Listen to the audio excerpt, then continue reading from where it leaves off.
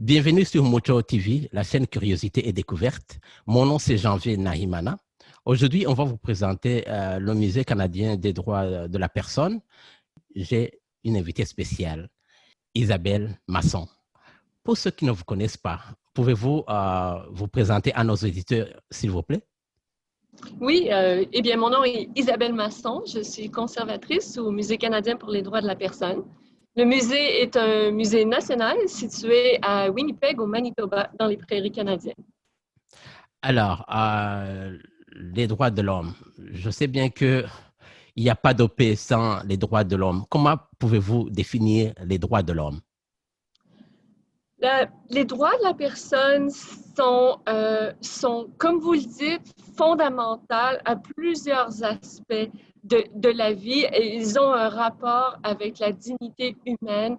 Ils nous parlent d'égalité, de liberté, de choses fondamentales pour le bien-être, pour la justice. Et donc, ils sont, nous, dans notre musée, qui est composé de 11 galeries, les gens qui nous visitent ou qui ont accès à des visites virtuelles ont la chance de découvrir plein d'histoires historiques et actuelles qui sont en lien avec des luttes pour les droits de la personne, des luttes continues et qui sont en lien avec justement le genre de changement, le genre de projet qu'on a pour donner une réalité pour tous et toutes à cette dignité humaine. Alors, quand on parle de la dignité humaine, on sait que souvent elle est bafouée un peu partout dans le monde, par des guerres, par des génocides, par ne pas accepter l'autre. Quels sont les thèmes qui sont traités par votre musée? Il y a plusieurs thèmes qu'on traite, bien entendu. Moi, dans mon travail, nous sommes une équipe de conservateurs-conservatrices, donc qui sont spécialisés sur différentes questions. Moi, je me spécialise, je suis responsable ici de la galerie Les Droits aujourd'hui. Et donc, dans cette galerie, justement, on porte attention à tout ce qui se passe actuellement sur le plan international, le genre de lutte et de questions très actuelles en rapport avec les droits de la personne. Et entre autres, on s'intéresse beaucoup dans cette galerie aussi aux gens qui prennent position, aux gens qui demandent des changements, qui sont dans l'actualité pour justement agir, agir et demander qu'il y ait des changements pour les droits de la personne dans différents contextes à travers le monde. Et c'est connecté un peu d'une certaine façon à une grande exposition que le musée a réalisée récemment, Mandela lutte pour la liberté, sur laquelle j'ai travaillé. Cette exposition a été faite en partenariat avec le musée de l'apartheid à Johannesburg, en Afrique du Sud. Et c'est une exposition qu'on a eu le plaisir de réaliser au travers de 3 ans de recherche, de travail, de recherche qui nous a amenés en Afrique du Sud plus d'une fois. Et qui a ouvert ici au musée en 2018, donc pour le centenaire de la naissance de Mandela, et qui en ce moment est en tournée, qui a fait une partie de sa tournée au Canada et qui en ce moment vient d'ouvrir aux États-Unis. Alors, donnez-nous un tout petit peu un aperçu de cette exposition et quel est vraiment le message de la lutte pour les droits humains par Mandela. Mandela est une exposition Mandela lutte pour la liberté est une exposition qui a pris 3 ans à développer. C'est une exposition que le Musée canadien pour les droits de la personne a développée avec le musée de l'apartheid en Afrique du Sud. Et c'est une exposition qui se concentre sur toutes les années de lutte contre l'apartheid et de résistance face à la ségrégation raciale en Afrique du Sud, qui, en fait, au travers de plusieurs lois, s'est éventuellement appliquée à tous les aspects de la vie en Afrique du Sud. Et on raconte cette histoire-là. L'exposition est une grande exposition d'envergure, qui se divise en 5 grandes zones ou chapitres, si vous voulez. Puis, dans cette histoire-là, Mandela est l'acteur principal de cette histoire. Puis l'idée, c'est de pouvoir raconter cette histoire de lutte contre l'apartheid, contre la ségrégation raciale en Afrique du Sud, au travers des perspectives, les expériences de Mandela sur plusieurs années, à partir de son implication, sa politisation dans les années 40 jusqu'à la transformation de l'Afrique du Sud, les premières élections démocratiques en 1994, et le travail continu qui doit se faire aussi en Afrique du Sud. Et l'exposition est composée de plusieurs objets, artefacts originaux, plusieurs artefacts qui nous viennent d'Afrique du Sud, est composée d'espaces immersifs. Par exemple, on recrée physiquement, structurellement, la prison, la cellule de prison de Mandela à Robben Island. Mandela a passé 18 ans de 27 années d'emprisonnement pour son combat politique à la prison de Robben Island. Et donc, dans l'exposition, les visiteurs et visiteuses peuvent entrer dans cet espace-là, qui est très petit, prendre en considération cette expérience-là au travers de l'expérience physique d'être dans l'espace.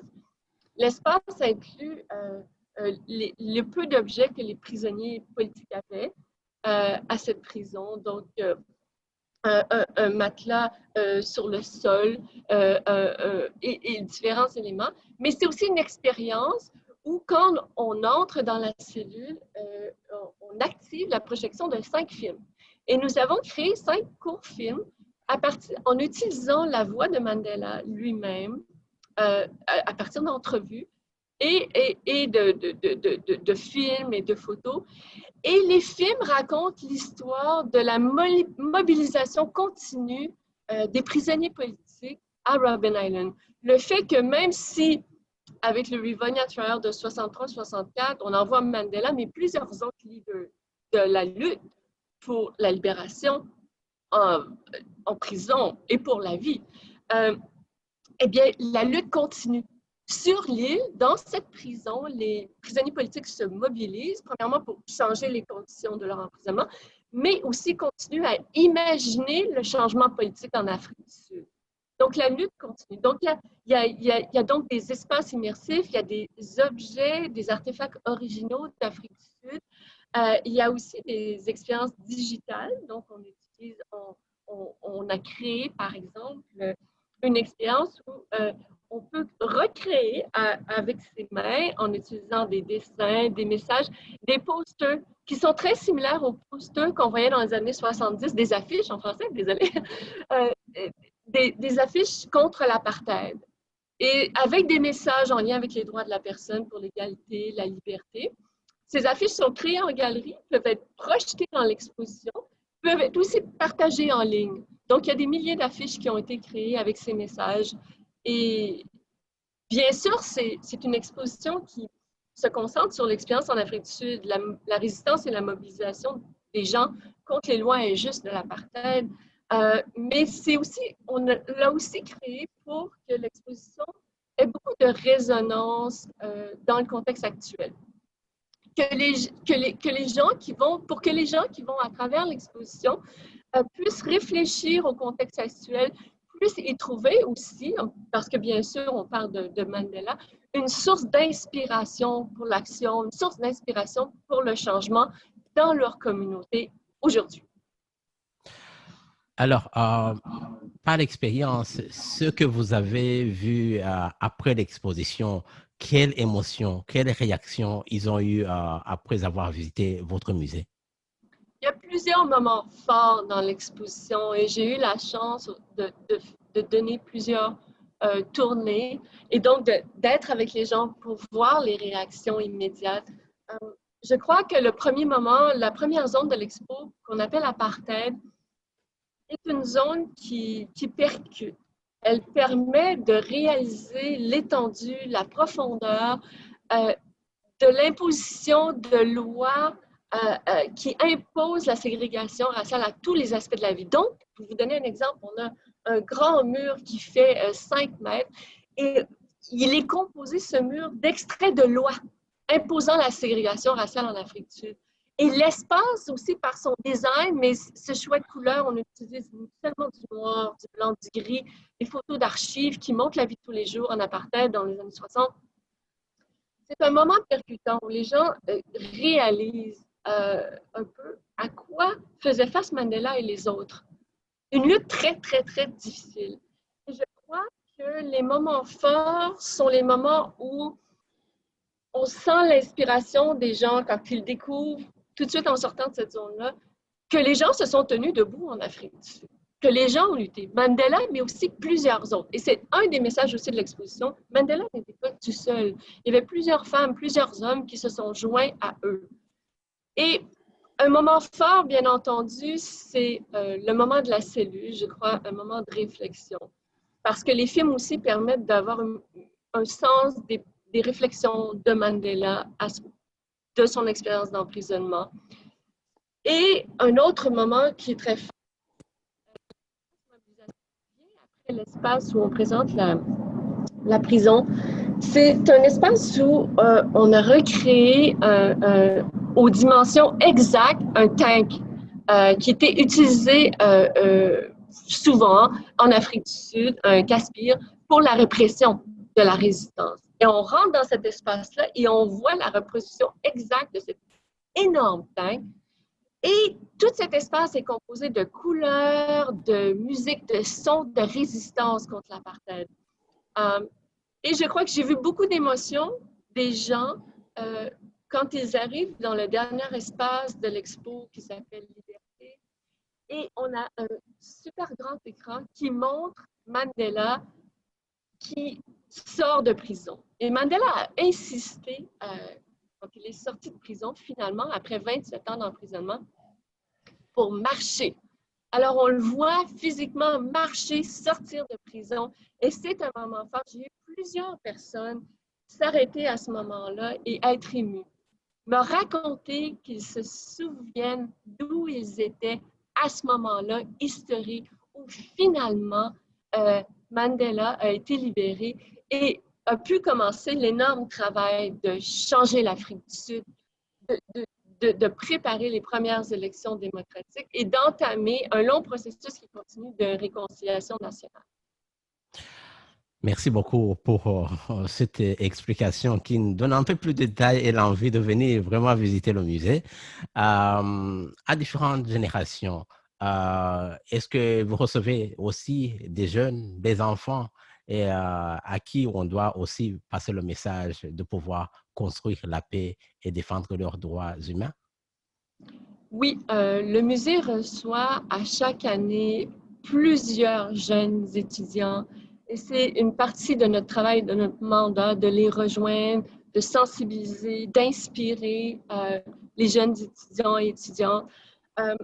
J'ai eu plusieurs moments où j'ai eu le plaisir de voir des jeunes dans la galerie, de les voir non seulement absorber du contenu, mais en fait, plus qu'absorber comme on le fait par un livre ou un film, de plus en faire l'expérience. Parce qu'il y a beaucoup de moments dans l'expo où on doit faire des choses, on doit découvrir des choses. Et c'est comme ça qu'on retient le message. Je pense que ce que j'ai vu beaucoup, c'est une forme d'inspiration, d'être touché, par exemple, quand on crée les affiches avec les messages de liberté, d'égalité, puis qu'on les partage en ligne ou autrement, c'est de comprendre et de réaliser, et aussi parce que les jeunes sont en contact avec l'actualité, ils le voient bien que la question de la lutte contre l'oppression raciale est une question actuelle.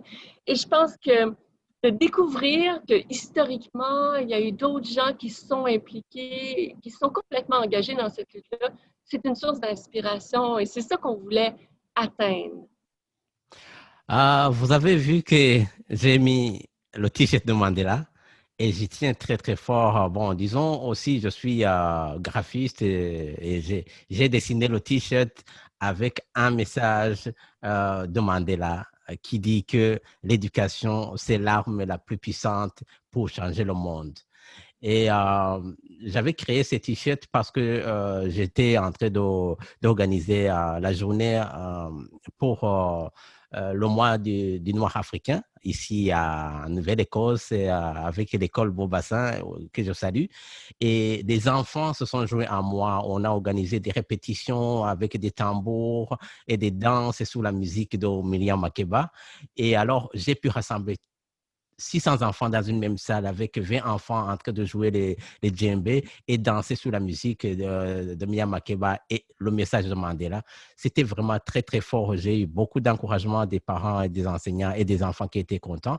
Je pense qu'il faut qu'on continue. La lutte, elle est là. On sait bien que l'actualité aujourd'hui, c'est Black Lives Matter. On sait bien que les droits ont été bafoués un peu partout dans le monde. Des fois, on pense que c'est le génocide du Rwanda, c'est le génocide des Juifs, mais c'est chaque jour, le combat de chaque jour. Alors, vous, par rapport à l'actualité, Black Lives Matter, quelle connexion faites-vous à vous qui défendez les droits humains?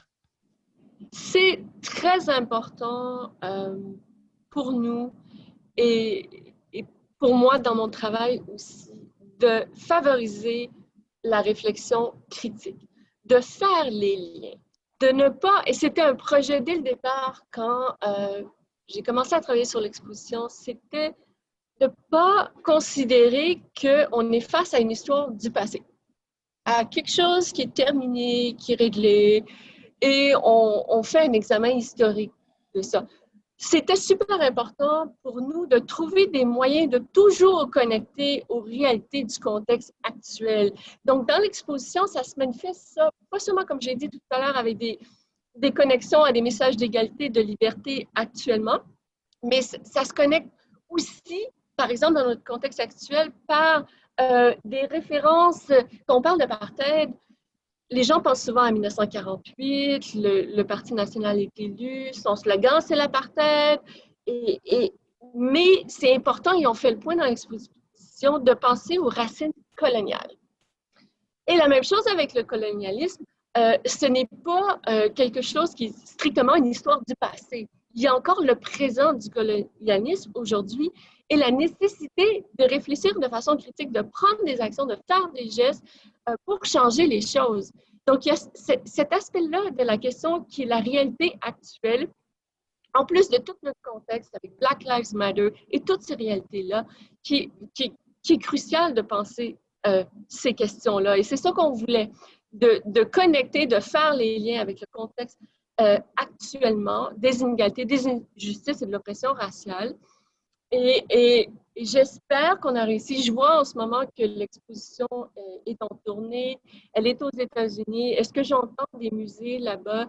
C'est qu'une exposition comme celle-là est très importante au moment actuel où nous nous trouvons. J'ai un petit témoignage par rapport à Mandela. Moi, je viens du Burundi, un pays qui a connu la guerre et que on avait besoin d'une personnalité vraiment qui rassemble. Et c'est Mandela qui a fait faire signer disons, une convention de paix entre les belligérants qui faisaient la guerre au Burundi. C'est vraiment une lutte qu'il a menée personnellement. Il a fait beaucoup de réunions, il a rassemblé beaucoup de chefs d'État pour venir essayer de trouver comment est-ce que les Burundais peuvent retourner sur le chemin de la paix. Et c'est pour ça vraiment que Mandela, pour moi, effectivement, c'est comme le père de la nation pour mon pays parce qu'il nous a redonné un peu la joie de pouvoir se retrouver ensemble en tant que seul peuple et son message résonne toujours dans le cœur des Burundais. Alors, l'exposition Mandela, c'est la grande exposition, mais j'imagine le musée des droits humains touche à plusieurs thématiques. Quels sont les autres thèmes qui sont dans ce musée? Il y a, il y a plusieurs autres thèmes. Il ne manque pas d'histoire à considérer, évidemment, quand on parle d'une question, de questions aussi importantes et larges que les droits de la personne. Une autre exposition, si je peux donner un autre exemple sur lequel j'ai travaillé récemment, c'était avec des femmes du Ouganda. Et et c'était pour parler de l'histoire et des expériences des jeunes filles en temps de guerre. Et j'ai travaillé avec deux femmes ougandaises qui avaient été enlevées lorsqu'elles étaient jeunes filles par l'armée de résistance du Seigneur et qui ont été enlevées comme jeunes filles et maintenues en captivité pendant des années, de très longues années. Et en travaillant avec elles sur plusieurs mois, années, voire même, on a réussi à créer une autre exposition qui est vraiment inspirante, qui parle des droits des femmes, qui parle des expériences des femmes et des filles en temps de guerre, qui est très important, qui n'est pas suffisamment considéré et qui a des impacts non seulement pour mieux comprendre les guerres et les conflits armés, c'est quoi les dynamiques principales, mais aussi pour mieux comprendre le rôle très important que les femmes et que leurs histoires peuvent jouer quand on pense à la paix. Qu'est-ce qu'on veut dire quand on pense à la paix? Qu'est-ce qu'on veut dire quand on parle de réparation et de justice? Encore aujourd'hui, les besoins de réparation pour ces femmes et leurs enfants nés de guerre. Et donc, cette exposition-là, on l'a créée en travaillant en étroite collaboration avec les femmes. Et c'est quelque chose d'intéressant au musée, ce travail qu'on fait avec les gens, parce que le musée ne se donne pas la permission de raconter les histoires pour les autres. On veut vraiment travailler avec les gens pour le faire avec eux et elles. Et donc, l'exposition, non seulement est présentée ici, en ce moment, au musée, mais on a créé une version itinérante de l'expo qui a aussi été présentée au Ouganda, qui devait aussi être présentée au Sierra Leone, qui, à cause de la pandémie, il y a une autre tournée qui est imaginée, mais ça, c'est pour vous donner donc les droits des femmes, les expériences en temps de guerre, les jeunes filles, sont d'autres questions qu'on touche également au musée, comme exemple. J'aimerais savoir, moi je suis à Halifax, en Nouvelle-Écosse. Est-ce que il y aurait une histoire qui nous raconte la lutte des Noirs de la Nouvelle-Écosse? Prenons par exemple Viola Desmond. Je ne sais pas s'il y aurait une trace dans son musée qui montre la Nouvelle-Écosse et le combat des Noirs de la Nouvelle-Écosse. Si vous vous intéressez, c'est un très bon exemple, à Viola Desmond, oui, on a du contenu dans le musée, on a non seulement du contenu dans le musée, mais on a du contenu en ligne aussi. Je sais qu'actuellement, en contexte de pandémie, ça peut être difficile de voyager. Et en ligne, on a créé on raconte une partie de l'expérience de Viola Desmond dans un contenu qui est accessible aux jeunes, qui se veut comme un contenu éducatif pour attirer l'attention sur ça, les expériences des personnes noires au Canada et leur lutte, et quelqu'un d'aussi inspirant qu'elle. Alors, on est en train de communiquer en français. Et moi, je pense aussi aux Acadiens. Et il y a la lutte des Acadiens qui a été très, très, très difficile dans les Oui. années passées. Est-ce que la visite est multilingue et aussi on peut trouver une trace des Acadiens dans son musée? Absolument, absolument. Tout notre contenu est bilingue. Et vous voyez, comme vous le voyez, je parle français aussi, je participe, mais je ne suis pas la seule. Mais tout le contenu est accessible en français et en anglais. Et il y a aussi, comme vous le soulevez, du contenu sur l'expérience des Acadiens, des Acadiennes ici au musée. Donc oui, absolument, on entre dans l'espace, on peut voir une exposition. Il y a plusieurs moments où on voit du contenu en rapport avec cette lutte-là, très importante aussi pour reconnaître les histoires de lutte pour les droits de la personne de plusieurs Canadiens et Canadiennes. Il y a, je pense, un an, au musée de l'immigration ici à Halifax, ils avaient présenté une exposition spéciale sur le génocide du Rwanda. Est-ce que vous avez une exposition ou une présentation sur le génocide du Rwanda pour ceux qui aussi voudraient comprendre comment aussi l'être humain peut être bon ou mauvais et comment est-ce que se construit des génocides? Oui, absolument. Nous considérons, nous avons une galerie qui considère plusieurs génocides, incluant le génocide rwandais. Nous avons récemment, c'est pas moi personnellement comme conservatrice, mais une personne de notre équipe qui a travaillé avec plusieurs autres personnes, incluant des survivants et des survivantes, pour créer un documentaire également. Donc, on est constamment en train de créer du contenu, que ce soit des expositions ou du contenu qui est aussi accessible en ligne, qui amène à réfléchir sur la question des génocides et les expériences par rapport à ça.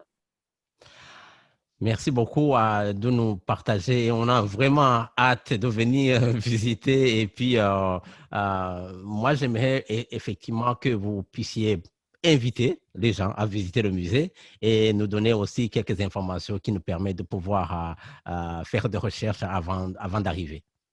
Oui, nous avons un formidable site web au musée. Donc, en ce moment, si vous n'avez pas la possibilité de voyager, je trouve que là, c'est un bon départ sur ce site web.